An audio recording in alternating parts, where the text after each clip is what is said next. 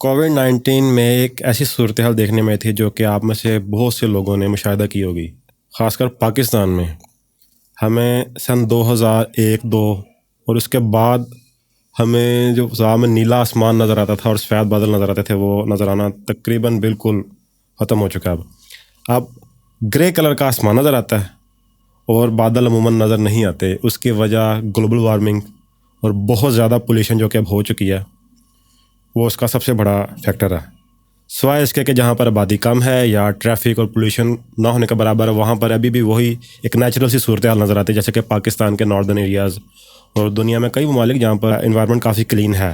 لیکن ہمارے ہاں سن 2001-2 میں ایسا نظر آتا تھا، لیکن کووڈ 19 کے بعد خاص کر 2020 کا پورا سال، اس میں یہ صورتحال دوبارہ نظر آنا شروع ہوئی، جیسے کہ ایک نیچر اپنے آپ کو ریکور کر رہی ہو۔ اور اس کی وجہ یہ تھی کہ جزوی لاک ڈاؤن کی صورتحال پوری دنیا میں تھی۔ کا کٹاؤ اور جنگلات کی جو تباہی ہے، پھر کاربن کی جو پروڈکشن، یہ جو فیکٹریوں کا جو دھواں اور اس کی پولیوشن ہے، بہت بڑا فیکٹر۔ اور سب سے زیادہ جو کہ فلائٹس کی وجہ سے یہ اوزون کو سب سے زیادہ ڈیمیج کرتی ہیں۔ اور ایک جزوی لاک ڈاؤن کی صورتحال تھی، جیسا کہ آپ سب جانتے ہیں، ٹریفک میں اور کام کاج میں یہ وہ سارا کچھ۔ تو ایک پازیٹیو چینج اس میں دیکھنے میں یہ آیا تھا کہ انوائرمنٹ کافی بہتر لگ رہا تھا۔ اور اس سال مونسون کی بارش اپنے وقت پہ ہوئی، جو کہ اب ڈسٹرب ہو چکا ہے۔ مونسون کا سسٹم تقریباً ڈسٹرب ہو چکا ہے ہمارے ہاں۔ تو ستمبر میں جو بارش ہوئی، اس کے بعد گرمی کا زور ٹوٹنا شروع ہوا، وہ نظر آیا، اور سردی اپنے ٹائم پر آئی، اور ایک بڑا زبردست قسم کا جو ہے وہ ایک ٹائم ٹیبل موسم کا ایسا لگا جو کہ پرانے کسی وقت میں ہوتا تھا۔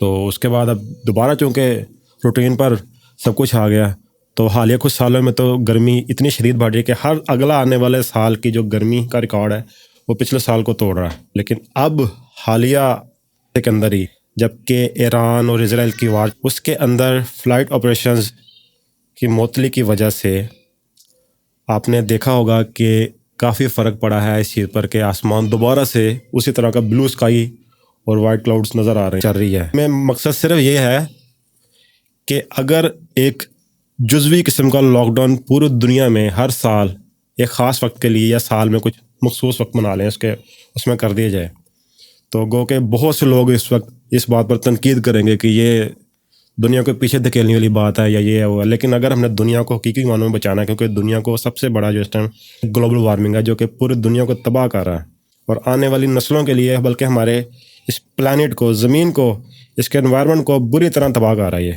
ہر لحاظ سے۔ تو گرمی دن بہ دن بڑھتی جا رہی ہے۔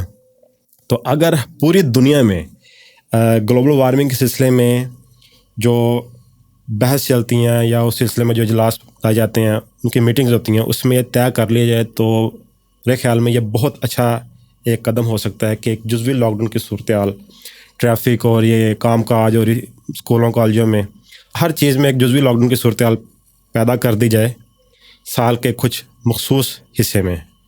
تو اس سے امید ہے کہ دوبارہ سے زمین اپنی ریکوری کرنا شروع کر دے۔ یہ ممکن ہے، یہ ہم نے 2020 میں بھی دیکھا، تو کیونکہ ہم نے اپنے اس زمین کو جس پہ ہم رہ رہے ہیں، اپنے لیے اور آنے والے لوگوں کے لیے اس کو محفوظ بنانا ہے۔